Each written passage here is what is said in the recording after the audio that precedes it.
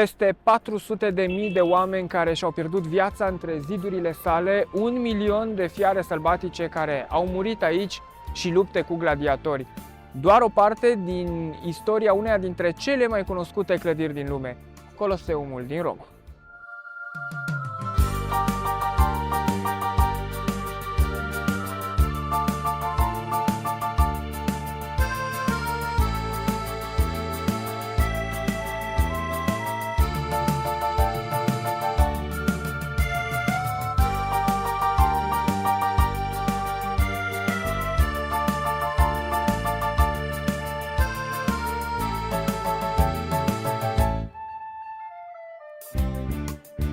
Mergem astăzi pe urmele celor 2000 de ani de când impunătoarea construcție rezistă aici în centrul Romei. Este în acest loc din vremurile în care Imperiul Roman domina Europa. A fost martor la ascensiunea și prăbușirea Imperiului.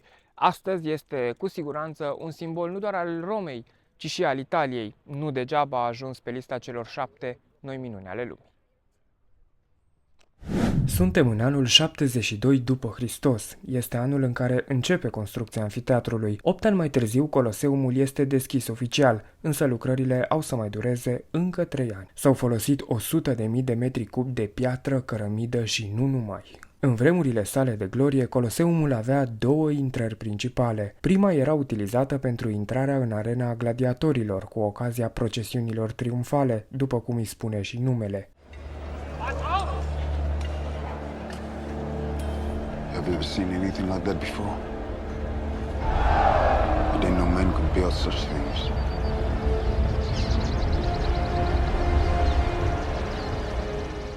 Cea de-a doua era folosită la îndepărtarea trupurilor celor care mureau în luptele din arenă.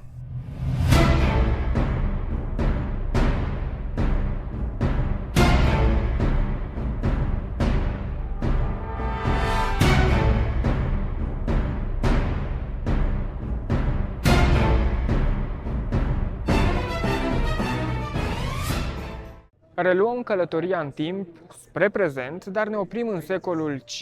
Este secolul din care datează ultimele lupte cu gladiatori în Coloseum.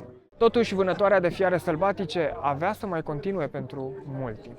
În secolul VI, deja Coloseumul nu mai e folosit pentru spectacole destinate locuitorilor Romei. Apare o capelă, subteranul e folosit ca cimitir și apar ateliere și spații de locuit.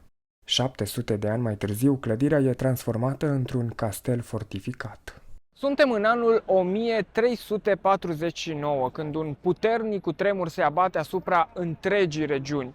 Mare parte din zidurile exterioare ale Coloseumului se prăbușesc, iar urmările dezastrului pot fi văzute într-o oarecare măsură până în ziua de astăzi.